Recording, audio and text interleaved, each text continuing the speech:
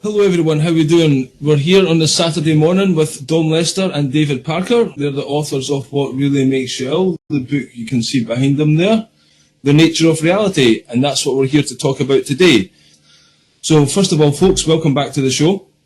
Hi Billy, good to be here. Yeah, always good to talk to you, Billy. Yep, thanks very much for your patience with the technical issues there. I was trying to set up on YouTube, and anyway, we're going live somewhere just now, so that's the main thing. Okay. So if people join us, and hopefully we'll catch up with us not live. If not, catch up with us later. A boyhood passion of mine, ever since I was a teenager, really, trying to find out why we're here. Is there a purpose to life? How did life start? You know, what happens to us when we die? All sorts of big questions. These are questions everyone should be asking, no? Yeah. Well, this is it. And this is what I thought as a teenager. I thought everyone would be, you know, but I found that most people really weren't asking those questions at all and didn't understand why I should be so interested. But that didn't stop me. So I obviously carried on searching. I was brought up in the Church of England. But I soon realized that the church couldn't answer my questions, these deeper, meaningful questions. And so my search went on. I started to look at all sorts of different religions. And then as the years went by, obviously, cutting a long story short, when Dawn and I met up and got to talk to one another, realized that Dawn had the same sort of thoughts and the same interests and had come to the same conclusions that no one could give you the proper answers. So when you said brought up in the Church of England, were you religious? Were you brought up actually going to church and practicing religion? All right. Yeah. I went to, as a young boy, went to Sunday school, and I was into church. I was in the church choir even. So it was all quite serious stuff, you know. But I had the inquiring mind, you know, and I thought religion would be able to answer those questions, these big questions. You know, is life just a biological accident? You know, did we really just evolve from pond scum? You know, or was there a bit more to it than that? And of course, those answers weren't forthcoming, and I couldn't understand, because we was always taught that God is a loving God. Yeah. I couldn't understand why in natural disasters, you know, volcanic eruptions or earthquakes, where thousands of people would get killed, in particular small children and babies, you know, who'd never even had a life. And I couldn't understand how that worked out with a loving God doing that. You know, I thought, well, surely God would have control over those sorts of natural disasters. It's not like a war where you could sort of blame it on mankind. This was a natural disaster. I mean, we had a big one, didn't we, in 2004, I think it was, in Southeast Asia, and something like 250,000 people were killed, you know, within a few hours. And that included small children and babies, you know, and so none of this made sense to me. I couldn't understand it. And so... Plus people, when I was younger, when people were cruel to me or done something, you know, harsh and stuff, I was like, oh, why is that going on? People should be nice, you know. I couldn't get my head around that one. Yeah, absolutely. I mean, you know, the idea of people sort of bullying each other and those kinds of things, it's all, you know, that doesn't make sense, you know. Yeah, you lend somebody something and don't give it back to you, and this thing's like, why is people cruel? But those sorts of things were often, I got fobbed off, shall we say, by authority, and they're saying, oh, well, that's because man is given free will, you know, and if he wants to be cruel to someone, that's his choice, you know. There will be retribution, of course, you know, God will always punish you, or these are the sorts of things I was told. But that's why I was particularly interested in what I'm calling natural disasters, like an earthquake. Yeah. Because that's God's hand.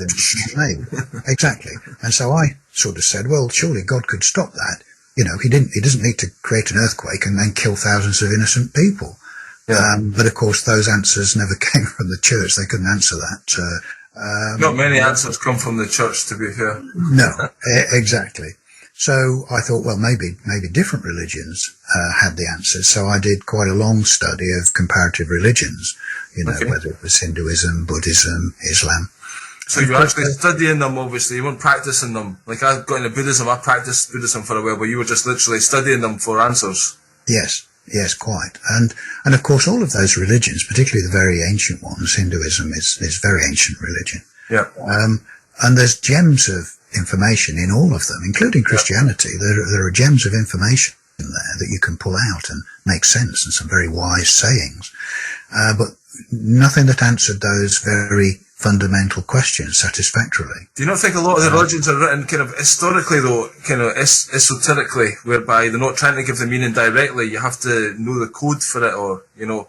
Well, you know, again, yes, some people would say that, but I thought, well, you know, that didn't hold true with me. I thought, well, you know, if there's some really meaningful stuff in religions, it ought to be readily available to people, not some mysterious thing, or you've got to retreat to a cave for 10 years and have sackcloth and live in sackcloth and ashes, you know, before you could have some great illumination. I thought, well, that's not very helpful. So but a lot of religions have their own kind of rituals and practices and that kind of thing. But you know, but then they put out the idea that only their system is right, you know. So, and that was always a problem for me. Well, if one's right, that means all the others are wrong. But how do you know which one is right? You know, but again, you had to follow all kinds of rituals and practices. That just didn't seem right either. And again, coming back to being told that, you know, God is all love. That didn't make sense, how God would punish people because they, in effect, had followed the wrong religion, you know. Yeah. And you're sort of being told that, oh, you go to heaven and you'd followed and been a devout Buddhist all your life, and they go, sorry, you can't come to heaven because you didn't follow the right religion. I thought, well, that doesn't make any sense either. So, as I say, from the religious point of view, it was very unsatisfactory. And even atheism, I mean, I looked at atheism, you know, what they thought, you know, where they didn't believe there was anything at all. Basically, you know, you're born, you live and you die, and that's it, you know. But as I looked into that, and very deeply, I realised that didn't make sense either, because there was too many things that were non-physical.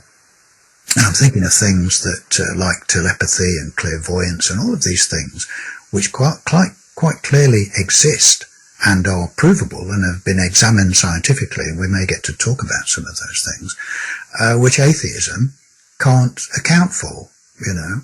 So no answers there either, really, that were satisfactory.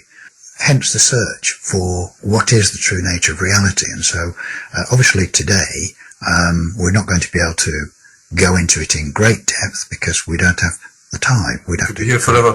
We'd have to talk for at least a week or so, because of the world situation we have, which is catastrophic, isn't it? I mean, we're all suffering under this great tyranny where people are enslaved to a system which is extremely corrupt. People, for the most part, of how they've been educated right from school, and this is a deliberate act, to not inform people of their true nature and to the true nature of reality, is to make people feel small and insignificant and helpless. And that's a deliberate act, as you rightly say, and so that you have to feel that you've got to appeal to authority of one sort or another, whether it's the religion or the government or the medical system or somebody, the teacher, for answers. And that's the trap. And so really, we are enslaved right from the day we're born and educated that way. And the whole system, which is run by this tyrannical cabal, we'll call them that, is designed to keep us confined in that way.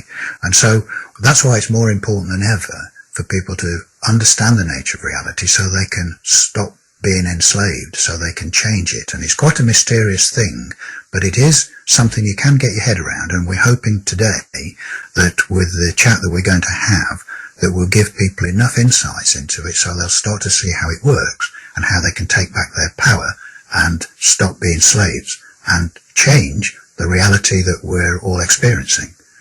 Because this situation that we're in, this world situation, is for a reason. It's been created for a reason. It's not something haphazard. It's been created for a reason so that more and more people will wake up, because now we have a much better chance of seeing the tyranny that's been going on for centuries, but we're in a much better position to see it. It's much more easy now to see that it doesn't make any sense. It's not based on that. It's not based on science. So it's much easier now to see that there is some hidden story going on. There is some hidden agenda that's going on, and there is.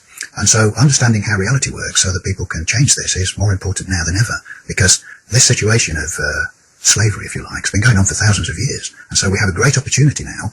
If people raise their level of understanding, we have a great opportunity now to bring it to an end and to create a reality that we all actually want, where we are truly free beings and have a society and a world that is actually based on love and peace and plenty for all, because, you know, and it's only this small group of tyrants. Let's start talking about what we found, about what is this reality that we experience, our day-to-day reality. So, just before you get into that, just obviously the governments, they know exactly the nature of reality. This is why they do these things, to get on us from the get-go. So they're using that thing against us, and they're keeping that knowledge for themselves. This is why it's so important to learn it. Yes, I mean, it's probably at higher echelons than the actual government. I mean, the Boris Johnsons of this world are sort of just what I would call as useful idiots, you know, and the people in the media are just useful idiots. I mean, they're just script readers. They don't understand. So it's not that all these people are necessarily evil. It's just that they are dumb. They've not bothered to look into it, and they much rather just go along with their well-paid jobs. But that's deceiving the public without them even realizing what they're doing. But the people who are pulling the strings of the Boris Johnsons of this world, or the Joe Bidens of this world, you know, these are the ones that do know, and they deliberately keep this information from people because they know they're afraid of the people, and they know that if people come into their true power, it's game over for these people. You know, they are very small in number in comparison to the world population, and it's only because people are kept in ignorance that they can control them. And of course, the things they're doing are all part of keeping people under control and keeping them dumbed down so that they don't realize their true potential. So that's really why it's very important that people realize what's going on and start to expand their awareness and their consciousness. And that's really what we're going to be talking about today. Okay. Well, I believe you've got a few kind of, you know, some points you want to make, so I'll just sit back a wee bit and let you take us through that, okay, if you want. Okay. So the first thing I'd sort of say to people is to consider this first question, which is, how do we perceive reality, our everyday reality? How do we perceive it? And if you think about it, all we've got really is our five senses, isn't it? You know, it's our sight, our hearing, touch, taste, smell. And this is how we perceive reality. And people may think, well, of course, that's an obvious thing. But let's have a look at that. Let's have a look at what those five senses are. Are they really doing justice to what reality is? So let's think about what we can see. If we look at anyone who's perhaps can remember from school or when they were doing their science, we've all seen the rainbow, haven't we? We've all seen a rainbow where light is broken down into the 7 colours. Well, that's the light spectrum. Well, the light spectrum is part of the electromagnetic spectrum, which is huge. And the light spectrum, which we just see with our eyes, is a very small part of it.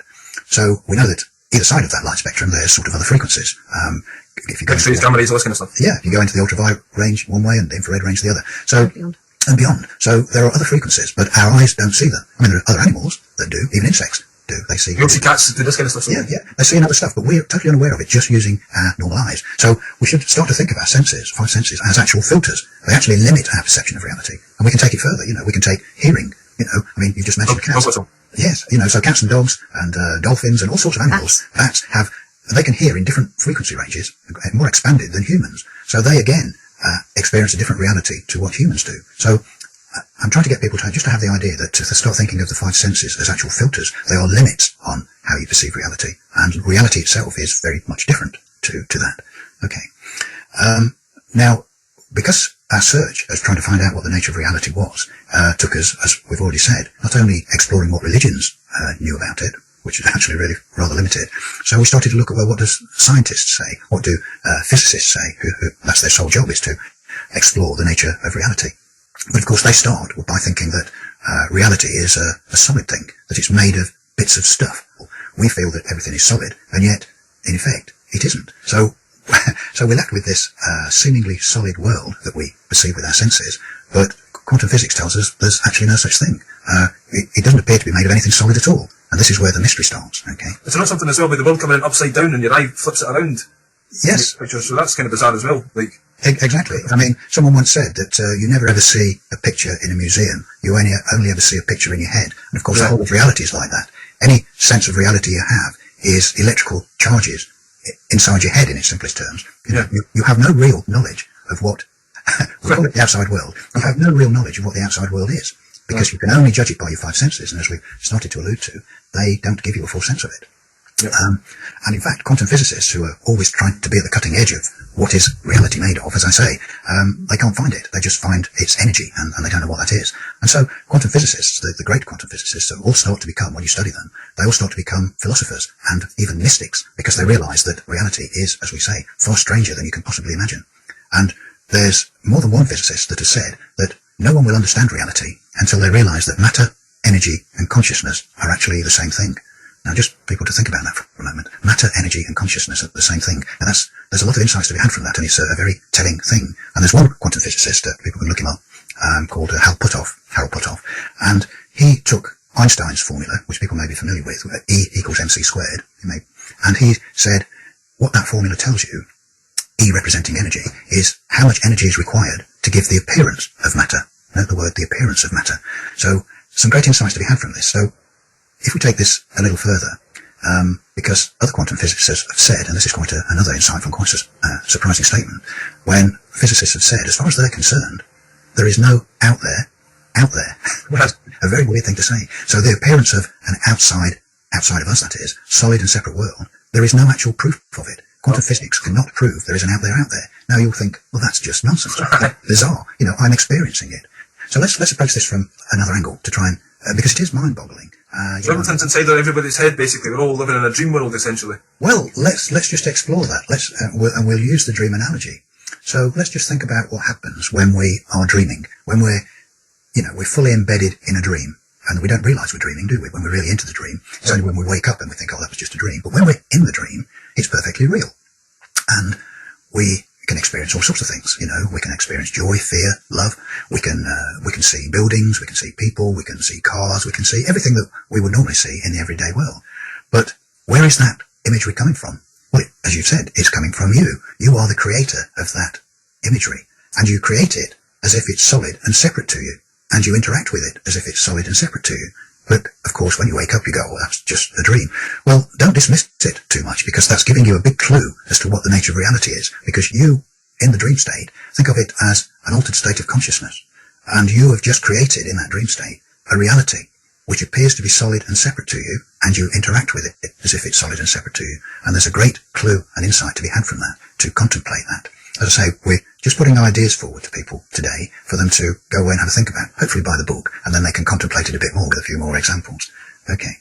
So, start to think of your everyday reality as a state of consciousness. Okay. And as a state of consciousness, once you become aware of it, then you can start to manipulate it. You can start to create it in the same way as you start to realize that so-called dream reality is something that's projected from you, created by you, and externalized, and then you interact with it. Well, the everyday reality is a state of consciousness too. I know people will already be thinking, oh, well, it feels very different, Well, don't be deceived by it, because when you're fully embedded in it, it's real. It's perfectly real. Okay. And there is a phenomenon of lucid dreaming as well, where people learn to be more active and proactive within their dream state. I was going to say that, yeah. Yes. Sometimes you feel like you can control the dream a little bit. And so all the time you just go, oh, I can control this is quite mad, and then it kind of goes. Yeah. Exactly. And that's another clue, sort of an intuitive idea of understanding the connection between these states of consciousness, that dreams aren't something that just happen. You can actually then start to take some kind of control within it. And a lot of people are talking about, having what they call lucid dreams and being able to do something. So there's a clue there. I know it's a bit of a sidetrack, but do you think that has any power, being able to control the dream? Can you bring that into this kind of reality? What good does that do? The thing is with that altered state of reality called dream, and you see, we get lost in words, don't we? We think of dreams, as soon as we use the word dream, we think of it as something unreal. And what we should start to think of is it's an altered state of reality, and it is real, and we can learn things from it, because when we're in different states of reality, and there are a number, but when we're in different states of reality, they work in different ways. Time and space work differently, because time and space are constructs. They don't actually exist as things that are separate to themselves. And again, quantum physics recognize this. They will say, when you study quantum physics, that if we take time, for instance, time is a construct, that quantum physics will show that there is no actual real difference between past, present, and future. Okay? Now that's another mind-boggling thing, isn't it? You can go, well, that's nonsense. But they say that in reality, time's arrow, as they call it, doesn't exist. That past, present, and future, as we would think of it, actually exist simultaneously. And it's only a shift in consciousness that gives you this idea that there is a past, present, and future.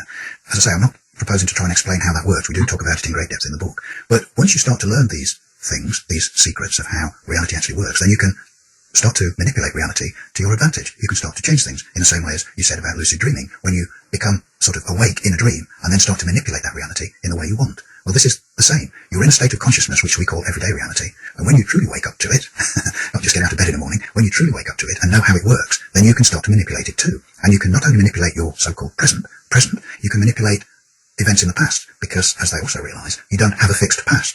Another strange thing that people, well, of course we do. Well, you have multiple pasts. You think you only have one. But once you start to learn about reality, you realize that there are multiple realities. And you have, as an individual, multiple realities. And some people get very confused with this. But again, we do explain it in the book. And so you can start to manipulate not only the present, but also the past if you think you've had some unpleasant experiences. And then you can actually bring about a future in those terms, which is much more amenable to you. So there is real power in this. This is not sort of some new age fantasy. This is going along with the findings as far as they can with quantum physics of what reality is. I mean, they're obviously still struggling to understand it, but what we're saying to you is no matter how strange and weird the things we're talking about are, they're all backed up by actual cutting edge quantum physics as far as they can see it. So you're saying energy and matter and consciousness are the same thing, so we can use our consciousness, that's matter is consciousness, yes, so that's how you can affect it by using your mind. Exactly, because that's the only reality. Everything, as people will see, everything arises out of consciousness, this thing called consciousness, which is energy, which is matter. It's the same thing. And everything arises out of that. So that's the tool, if you like. Consciousness is the tool for creating the reality you experience. And once you know how it works, then you can start to see how to do, how you can change things.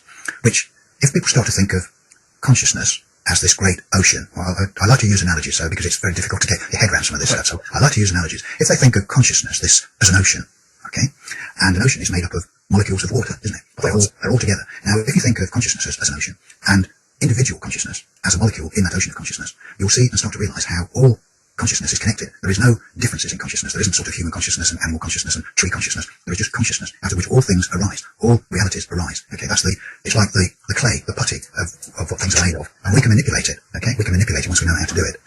And so, and just to give a little analogy, and I've used this analogy before of how consciousness works, because people will be familiar with things. We mentioned telepathy and clairvoyance, and this is how consciousness is connected. And quantum physicists recognize it as, I mean, Einstein referred to it as spooky action at a distance. Well, it sounds high and scientific, doesn't it? But that's Einstein's word, spooky action at a distance. Whereas quantum physicists call it entanglement.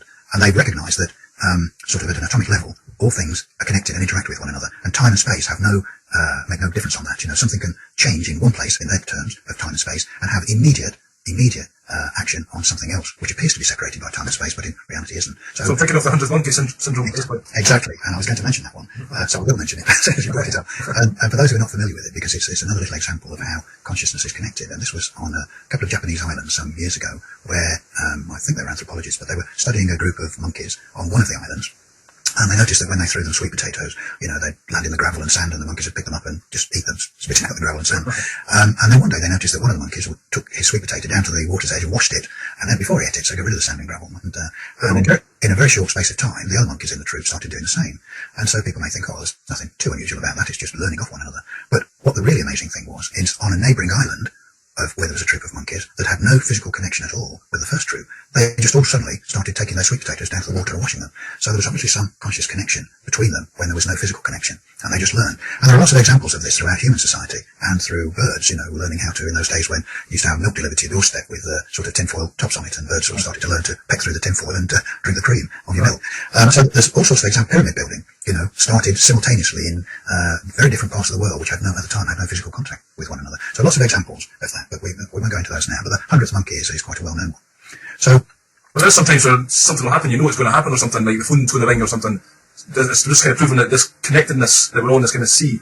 Yeah. It comes up now and again, it's like, oh, that's a bit strange coincidences and stuff. But there's also, animals seem to be fairly well tuned into this, these other areas of consciousness, because I think there were quite a few reports after the 2004 tsunami that animals, ahead of this actual event happening, they had retreated into higher ground to be safe. You know, there was something that they sensed, if you like, and that's.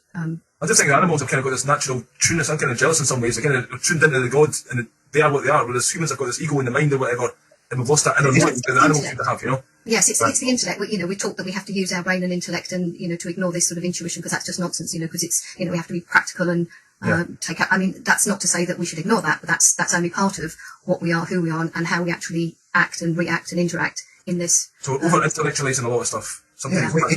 It's trained out of us, yes. And people forget. And this is really the whole point of what we're talking about. The nature of reality is for people to reconnect with this much more expanded awareness of who they are, this ocean of consciousness. So rather than them only focusing through the five senses, which is a bit like just focusing through a molecule of the ocean, is to be the ocean, because that's what you truly are. You are, each of us is the ocean of consciousness. And that's where the real power and awareness is. It's only while you focus through ego, we'll say, this very narrow band, which is governed by the five senses, that you misinterpret who you are and what reality is. And of course, that's why these tyrants, coming back to them, want to keep people focused in their five senses so that they are not aware of their true power.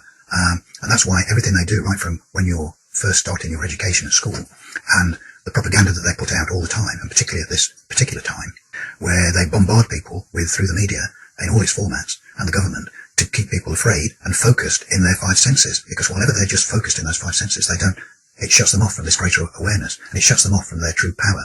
And while they're shut off from that, of course, they're much easier to manipulate. And the whole process, I mean, we don't have time to talk about it now, but the whole process of how we've been misinformed and often lied to about our whole history, whether it's in history itself, or the medical system, or government, or banking, or cosmology, all of these things, where we've been misinformed, and everything we've been told makes us feel small and insignificant, and confines us to just thinking through the five senses, and therefore we forget how to use this greater awareness, this true creative ability that we all have. We don't even realize that we're creating our experiences through our beliefs. Most people are conducting their lives without realizing it. They're conducting their lives based on beliefs, not facts. They're creating their lives based on beliefs, and your beliefs create your reality. And they're very sometimes, like a teacher can say to you, oh, you can't sing, or you're not musical, or you're not an artist, and that becomes a belief at a young age, and you can go through your whole life like that. Then one day, you're 50, someone hands you a paintbrush, and you can discover this thing that you're actually good at. Yeah. But you maintain that belief, so the belief is stopping you from doing it. But if you change your perceptions and say, I can do anything, yes. I'm malleable almost, so I'm going to be a painter today, or I'm going to explore that side of me, or I can explore this, and people can be things. So it's this idea of professionalism as well. You have to be really good at something, but surely it's the act of doing things and creating that is the joy in the learning, and Yes, and you're quite right about the education system. It doesn't teach us what we can do. It restricts us into little kind of boxes. That's why they have these different subjects, and it's all kind of, in short sections. Yeah. It's all designed to stop us from, looking at the bigger picture. It's only ever bits and pieces, and looking at, but as you say, what we're then good at because we're tested and those kinds of things. And as you say, the idea of what you can or you can't do, or, you've got to be at a certain level before you're regarded as being able to do something. And so it's very, very restrictive. Absolutely. And that's not necessarily how things are. But it's also, if you think about it, the whole education system is training people to be slaves without them even realizing it. People don't, as they're brought up, they think they have to get a certain education, pass certain exams that says they're educated, so they can get a job, and then work to earn a living, and put themselves into debt to get a house or whatever, and so on. And they're just being trained to be, I call it slaves. I mean, some people may say worker bees, but the people who are pulling the strings know full well what they've done, and they've created a society of slaves, and people are happy to be there because they don't know anything else. They think that's how it should be. They think that is the nature of reality. That is the nature of life. And nothing can be further from the truth. Life is not meant to be that way. And this is what we want to really get people to break out of. I mean, one of the things, and that's really why the book that we wrote about what really makes you ill and the expose of the fraud of the medical system, because that's one of the things that people are lied to about, and they believe they have to go to the doctors and get pharmaceutical products which just continually poison them. Well, Emma was down at a funeral yesterday with family members, and she just mentioned to me that they were all talking amongst each other. It's just like, oh yeah, you've got that, or take a tablet for that, and you've got that tablet. They're all comparing these tablet notes, and all the pills they're taking. It's just, especially when I know your stuff and she knows it as well, she just thinks it's insane now when you listen to people just talk about these things as if it's all normal, What a concoction of tablets they're putting in their body. You believe in the system, and you're taught to believe in the medical authorities. You're taught to believe that you have no power over your own health, over your own body. And that, of course, is the complete opposite of what's true. And that's where we're saying it's not just over your own body, but it's over your own experiences, your everyday experiences. And that's another reason that it's important for them, the cabal, to keep us in a state of constant fear, because that then stops us from thinking beyond this fear system, and it keeps us not able to think, not able to realise our potential, realise what we can do, take responsibility for ourselves, take control over our own body, our own lives, and that's deliberate. And that's why this is important to understand, that we do have the control, but we have to learn how to use it and what to use it. And another point about the time thing is the past, present, and future existing simultaneously. Therefore, there is no fixed past, present, or future. So there is no fixed future just because we're made to believe that something is going to happen today. That we don't have to believe in a fixed future where we are slaves, completely enslaved. And that's the thing. People are so trained in the system that that's what's going to happen. This is the world. This is all going this way. We're all in a big train. They can't just go for a walk down the local kind of beside the river. And I just imagine, what if we were all just to come out of our houses and set up wee camps around here, and you get like a wee village environment? You could totally step away from all the technology and go and live differently, and there's nothing stopping us doing that. But like every day, we're all still going to the Tesco, we're still, you know, in front of the computer and absorbing their media. Because again, all the media and the news and stuff, that's going into our mind, our subconscious, and we're repeating it almost automatically. Yeah. Because, we fix ourselves. We fix ourselves into a reality because we don't know any better. And that's why I said to people that most people run their lives based on beliefs without even realizing it. And that's why one of the things we ask people to do in the book and when we talk to them is to examine what they're doing in their life and try and make a list of what is actually facts and what are actually just beliefs. And they'll be surprised if they do it honestly. They'll find that most of what they do is based on beliefs, not facts. And it's quite an illuminating thing to do, and also a very liberating thing to do, because it can start to set you free. Because once you start to get rid of beliefs and change those beliefs for things that are more beneficial to you, you then start to create using consciousness, because consciousness is the tool that you create your reality from. And then you get rid of the limiting beliefs and have much more beneficial ones, and you change your reality in line with your new set of beliefs. And this is very powerful stuff. It's not pie in the sky stuff. This is real stuff.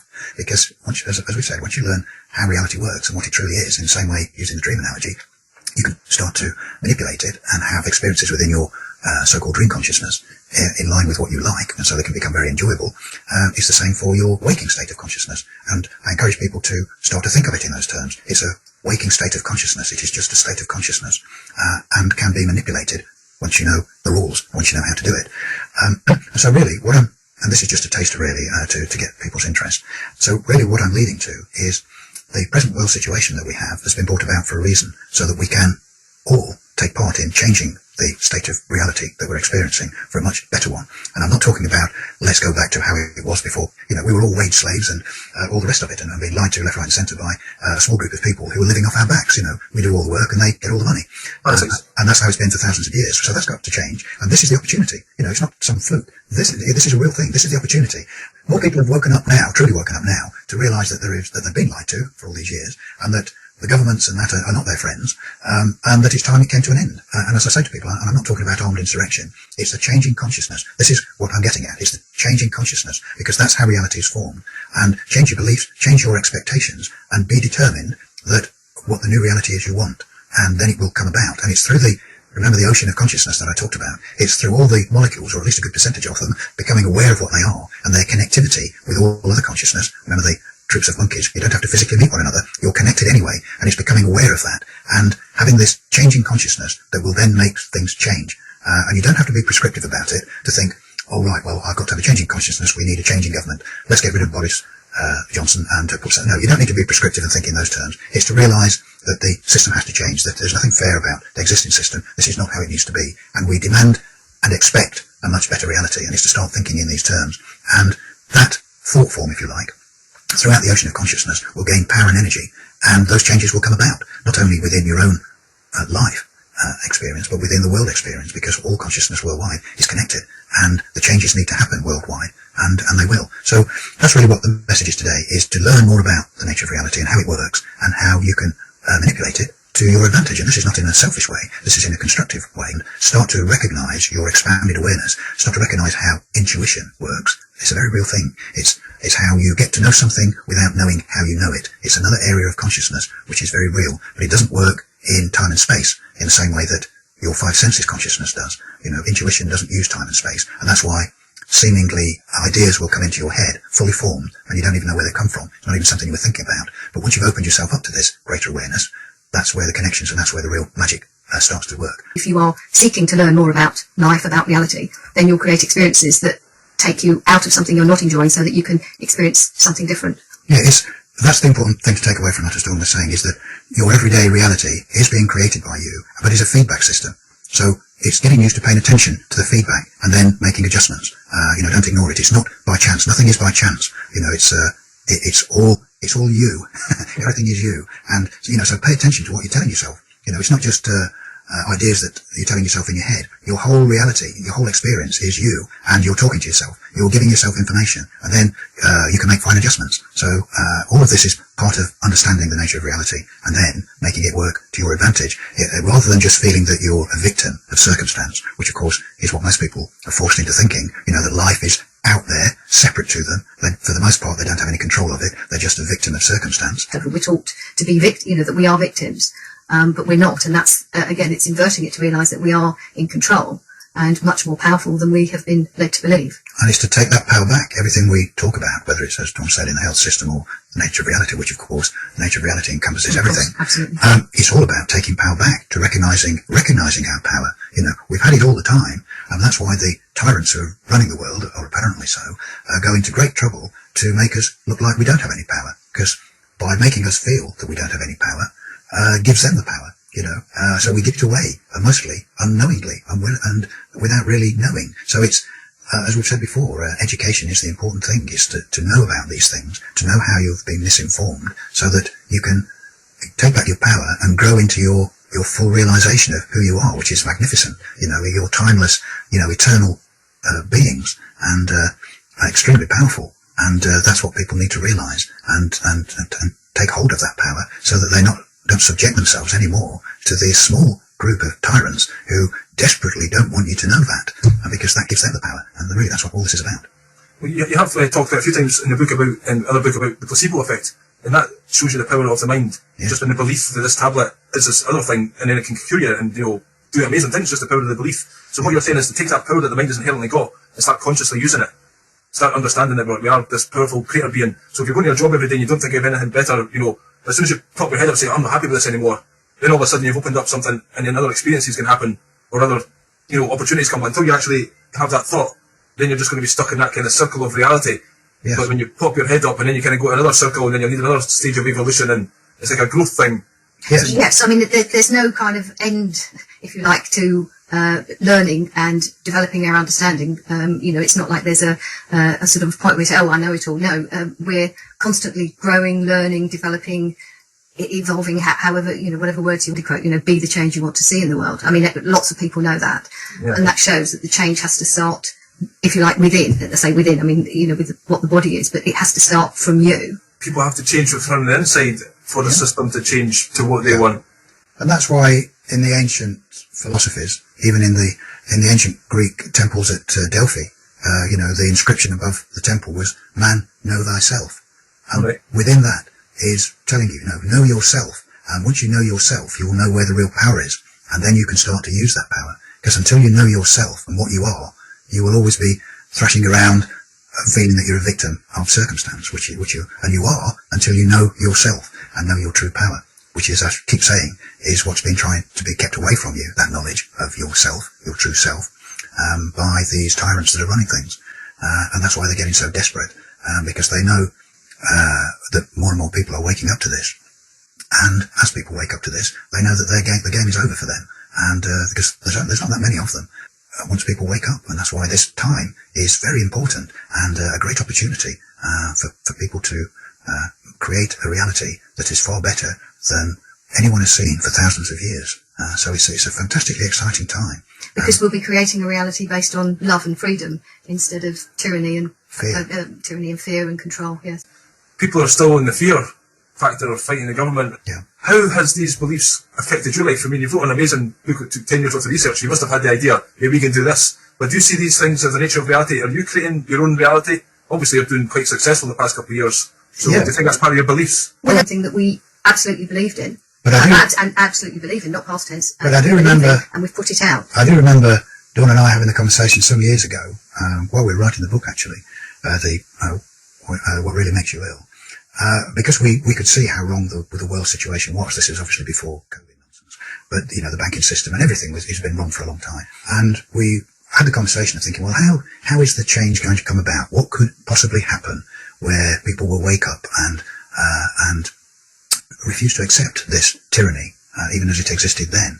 And again, we weren't prescriptive to try and think of, oh, we need a different police force or a different government or a different president in America, or, you know, we just knew that something would have to come about to make it change. And just as we released the book on this Christmas 2019, you know, within a few weeks, sure enough, we had this big change, and we recognized it for what it was. We recognized, okay, this is it. This is the big change. This is what's going to make everything change, because it's turning everything on its head. And we'll wake people up, you know, it'll give them a kick up the backside to think, oh, what the hell's going off? You know, we've got to change something. And it has. I mean, we know from the amount of people that contact us and the amount of people we talk to, that a lot of people are waking up all over the world. And this is the change in consciousness, because this is where it starts. It's the change in consciousness, the not accepting what rubbish they've been given and to know they want something better, something different, and are not prepared to put up with this tyranny any longer. So we knew it would have to come, and this is it. But it's going to bring about the change. So although it seems like a really bad thing, it's an awakening in consciousness. And it's like the saying of love peace, don't hate war. Because if you fight against something, you're creating that something to fight against. Yeah. Whereas if you take energy away from it, as you say, ignore it and you do what you want to do, that, whatever it is, disappears. You know, it's a bit like people who've seen the film The Matrix, you know, where there's the little bald-headed girl supposedly bending the spoon. And when Neo tries to do it, she says, no, you can't. To bend the spoon is impossible. You know, what she's meaning is, you know, if you're thinking there's a spoon there like that, you're creating it. You have to think of a bent spoon. No, I'm going to bend that one. It's a different way of thinking about it. And so that's why for those who like to go on protest, you know, okay, great, that's your way. But realise what you're doing. You're creating something to fight against. So you're creating something. You're creating a tyrannical government. You're creating a bullying police force or whatever it is you're coming up against. And so you're giving it energy. So what we're saying is take energy away from that. Have the things you want. Create the things you want, not the things you don't want. And that's quite important. You know, there's too much division. But it's not about having no division. So we're just all the same. That's not it at all. We're all individual, and that's part of the beauty of life. That everything is different. Everyone is unique. So we, you know, celebrate the differences. You know, but not in a way where it divides us. So we can recognise that we're different, and but also recognise our similarities and our common.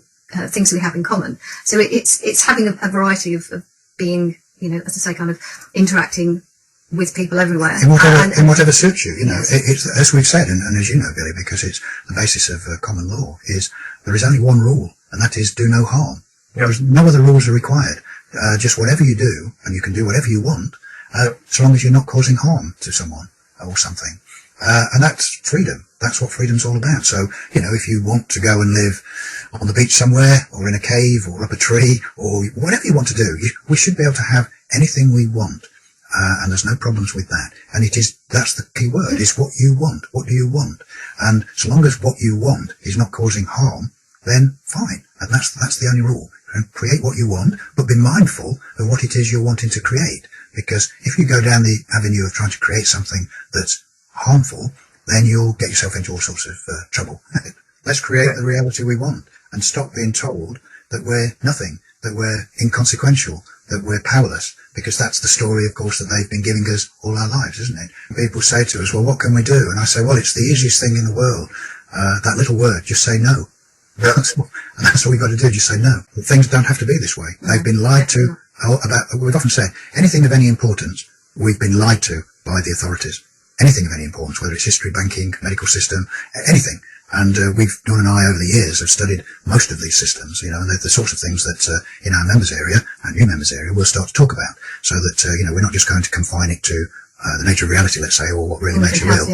We're going to talk about all sorts of things. So we do hope people will join us in the members area, and I'm sure we'll be able to have some meaningful discussions which will help people to understand what things are and how they're going on, and to recognise their power, because it all helps then to change the reality that people have been experiencing for one that they would much rather have. Yeah, well, you've certainly been a great example of doing exactly what you preach and creating your own reality and making a huge difference in the world. There's so many people right now who are incredibly grateful to the work that you've done, and it's opened up their eyes to their health and basically transforming lives. So, well done for setting an example. I look forward to hearing your future interviews on this topic and many other diverse topics.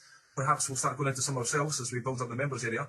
If people want to check out your previous interviews, you can get them on your website, What Really Makes You Ill, but we've also got an